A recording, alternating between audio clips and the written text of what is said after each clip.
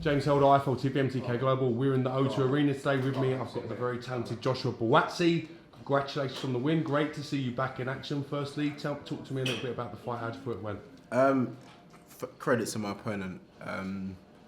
Before the fight, he was saying, he's up for it. He wants to win.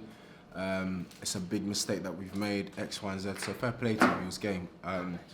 But ultimately, we got in, and what happened. So it was all right. Stopped him in the second round.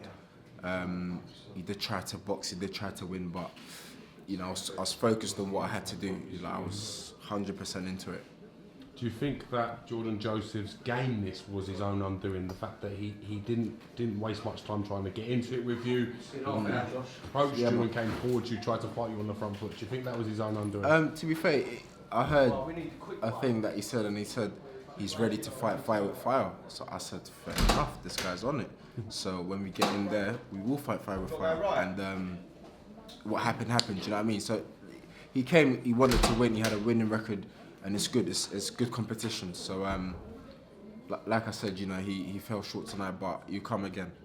Now, the rest of the boys that turned over at the same time as you with the Olympic backing seem to be making great strides in the professional boxing game. For those that have not been aware of your situation, what's been going on over the last year and the reason you've only had 3 fights, can you explain to IFL TV viewers what's been happening? So when I came up from the Olympics, firstly I wasn't sure if I was turning professional, but mainly I had to go back to university to finish my degree. So that took a bit of time, but once that was done, it was clear that I was going to turn professional. Had my debut here, funny enough, at the O2 in July. My second fight at your call, September the 1st. I boxed on Josh's undercard in Cardiff against Takam. And I was meant to box in December, but I had a slight hand injury, nothing major. So rather than going out there and still using the hand, I thought, let me rest it. So I rested it in December.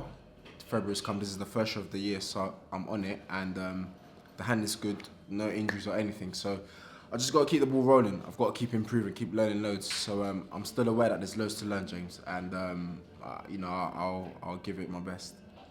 Now you're obviously managed by Anthony Joshua. That brings a lot of spotlight on its own. How do you think you've handled that? I wouldn't say pressure, but being in the limelight maybe earlier than other fighters with your record. I would say I don't really think about that side of it. The side of it that I want to kind of bring to light, and Josh might be embarrassed by this or whatever, but I have to thank him for the support he's given me, and especially this camp, because I was saying the other day, Josh is always on the phone to me, Buatsi, do you need anything? Do you need this? Do you need that? And I'm like, big man, I'm cool, I'm fit, I'm training hard, that's all I need to do. He goes, nah. Do you want this? Do you want that? My sister will ring me, Josh does a big package at the house, and I'm like, well, I'm not expecting anything. I'll come home, it's this, it's that, who sent it, Josh sorted it out. So just the little extra things that help things flow, he's sorting out for me, and I can't thank him enough. So, it's not like a public stunt saying that, oh, Josh is looking after Buatsi, or they're in the same management team, or this and that.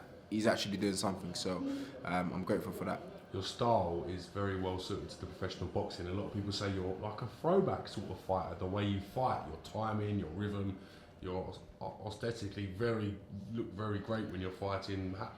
How do you define your style? That's a compliment from you, so I'm gonna have to take that. Do you know what I mean? What I do think is that I adapt to whatever's in front of me. How I fight, I'm always trying to improve my boxing. That's one thing I could say. Fighting, for 100%, I know it's in me.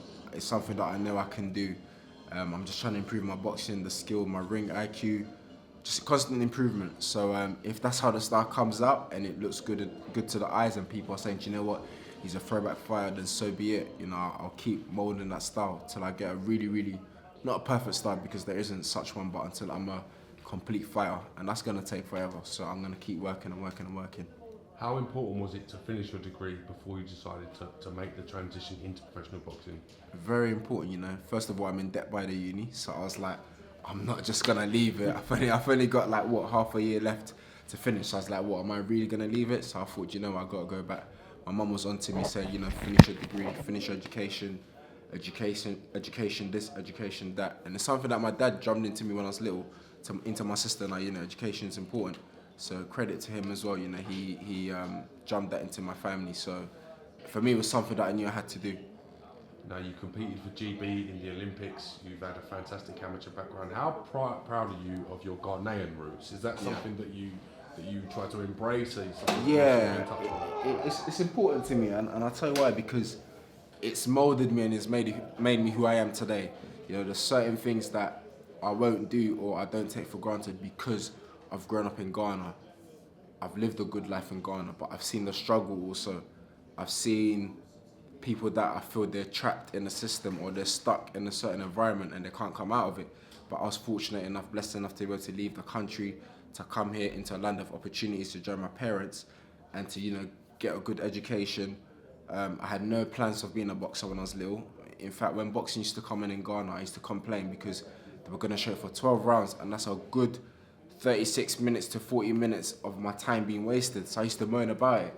And I came to England and then did what I did and had a few fights and I thought, you know what, boxing's all right. I like it. I like the individuality of the sport and how it depends on one man. There's a team behind me, but ultimately the timeskeeper said seconds out. Everyone stepped out and it was myself and the opponent that I boxed today. The referee's there, but to be fair, I don't even see the referee if I'm honest with you.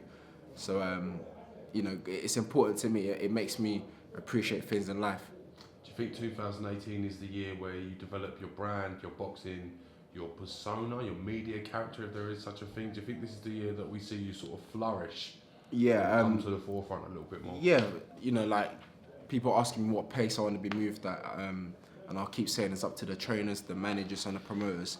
If they're all in tune, then I'll move with it. I'm always ready to go. So, like you said, it's a year that I have to capitalize on. I can't just let the time go. So I'm always, you know, trying to capture opportunities. If it's there, I'm trying to grasp it with both hands. So hopefully, like you said, I take what you're saying. I'm going to speak positive and say it's going to be a year that, yeah, the brand will go up, the boxing skills will go up, the value will go up, the worth will go up, everything will go up. Do you know what I mean? So I'm looking forward to it.